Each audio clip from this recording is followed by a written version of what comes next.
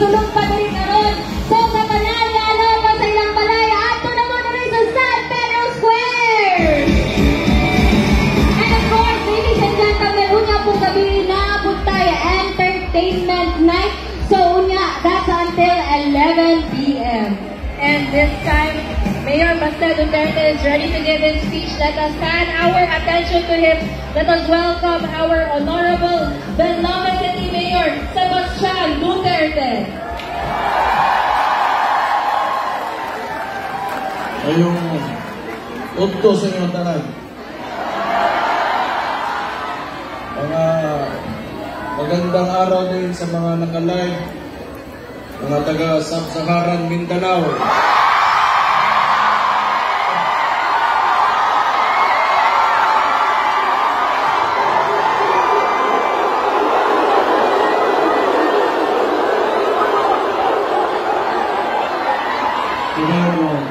Bago ko sa gulo na akong taga Bisaya aron katong mga makadungog makasabot ko itong mga uban natong laminaw diha Pinas gawas. Unang-una sa tanan, pasalamat ko sa inyong ginapakita ang suporta sa kuamahan.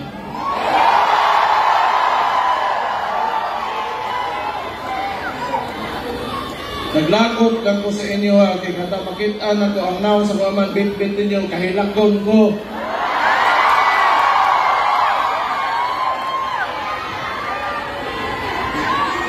Lugara ko mo. Gusto ko magpasalamat sa tanang Pilipino sa tibok kalibutan na nagpakita ang suporta kay PRRD.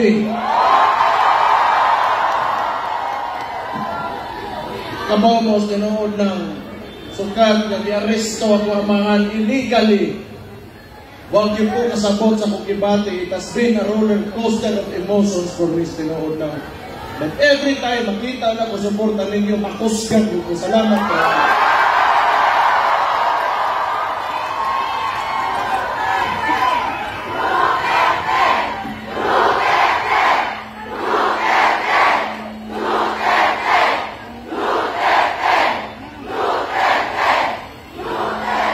Siguro, gamiton ko ni nahimo kong Vice Mayor, morning, sa termino na ko karon, morning, last na nako nga araw ng Davao, sa termino na ko karon. Wa ko makibaw kung unsa bagay kaugmaan o yung future ng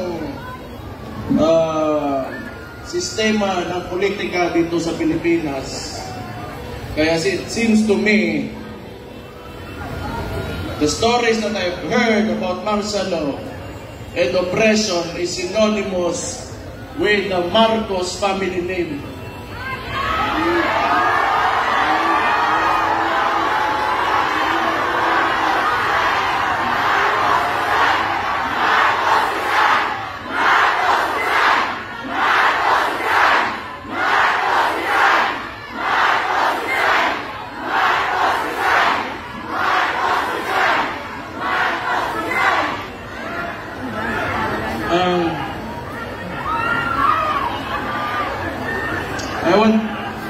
I will take this opportunity to tell Mr. Marcos how I feel about him.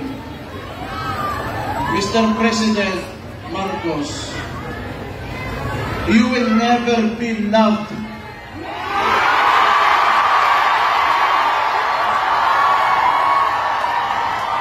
Especially to us who are calling out Rudy Duterte's name, you will never be loved.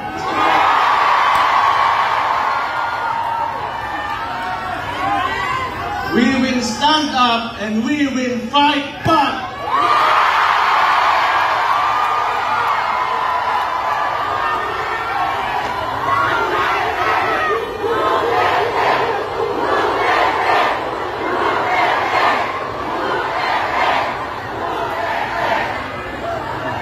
Kita mga taga-Davao, ay unaan na siya. Labing nga ito mga tugtugay dere, o niya, nga kanang nituo sa plataporma politika sa buamanan. Nga ilang gikuha kaning administrasyon ni Marcos, si Bongbong Marcos mismo, binigay niya sa ICC. Murag wala lang, ato na lang, murag walay nahimo ang atong pinalanggang amahan diri sa tundak bayan. Gibaw mo, di ko matingala yun, tinuod lang, di ko matingala. Nganong ingunani karon, because Rudy Duterte stood up for every mga traditional politicians di nila gusto nga kausapan ani nasunan ni. Una, along aning with Marcos o kaning mga uban na rin mga pagkagnaw ng mga politiko. Di nila gusto nga naan ng Rudy Duterte niya kay mapulilyaso ang ilang mga tula sa gobyerno.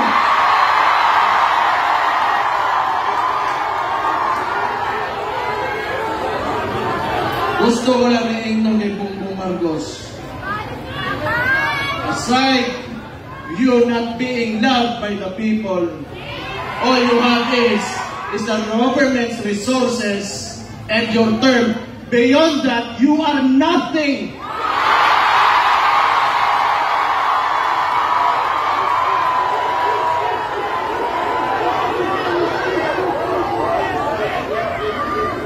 Kalimot o rin putang ina. Ika'y nagtapang sa iya, makalingkod sa niya karoon sa ginagawa.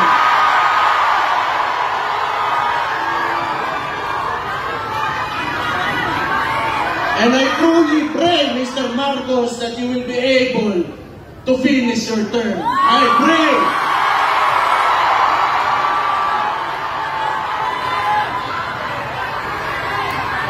Hindi kita matingala. Kaya kung ang sapo para sa ilang pagpapatugay sa oras sa trabaho, ang sapo sa tuwa, mutao to mga pamilya, mga komunidad, ang mga inosente nila buwan.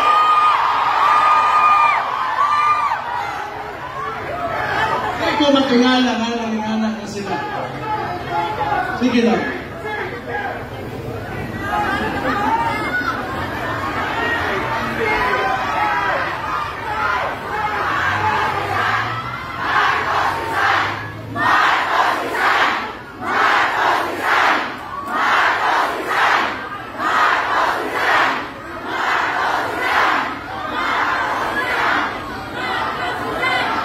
Diba mo?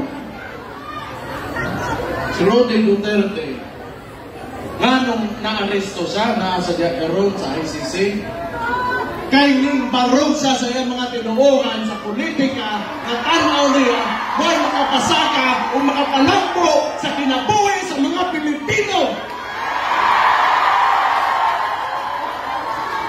O diba mo, dili panahon na magluya-luya ta.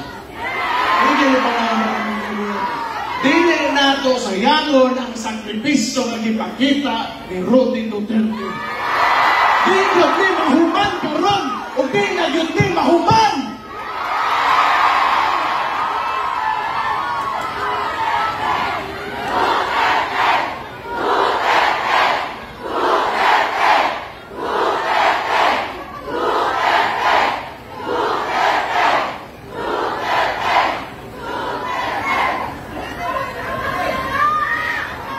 Sige lang, basta kita, labi na itong mga contemporaries na ko, some older, little bit older than me, little bit younger than me, kita gipatako ta ng mga Dabawenyo. Dabawenyo, mapursigihon, ang Dabawenyo, iso.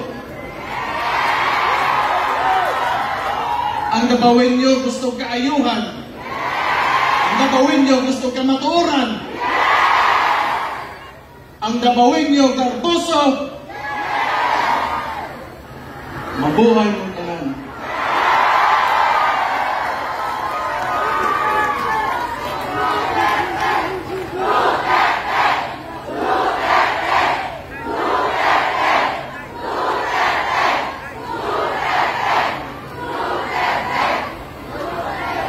ako, sige lang, paminaw na ako, kinaog-daog yung tagtamang yung gano'n, yung tamag-tamag ang kita.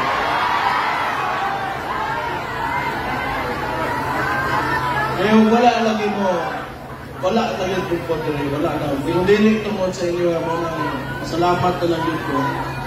Ako, usara ko katao, anak ko sa kamahan, pero dili ko gaingon ani mga istorya na wala ko gaingon ani. Itungod anak ko, dabawin nyo, kundi kay tungod, Pilipino ko, ganito ko sa ka-presidente, nga nangandoy, na makahimo sa nasod na kagustuhan o ganang makabahayag sa kaugmaon sa tanang Pilipino. Dili ni tungod kay ato, dili ni. It's about us, the Filipino people. How a government treats his own. Iyang gipapreso. Dili na lang mention kay personal, pero ingno na lang po nako, dari usbo nako. Last year, January, giingnan taga Marcos, wag kay utang kabubuton. Ang imong amahan, ipanupong sa akong amahan, pero akong amahan, ipapreso nimo, utang talaga.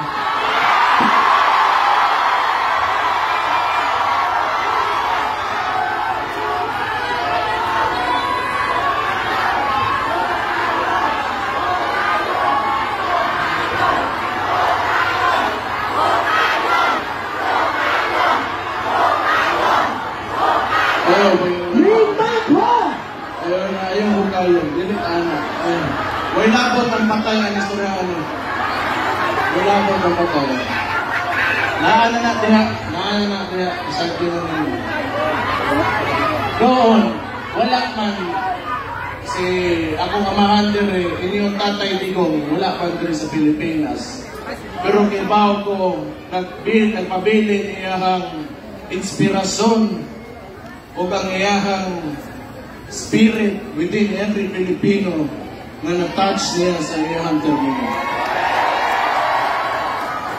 Basta ako, ang tambag na ako ninyo, mga dabawin nyo, ang mga ubang Pilipino na nakikinig ngayon, do not ever allow your government to treat you how they treated my father.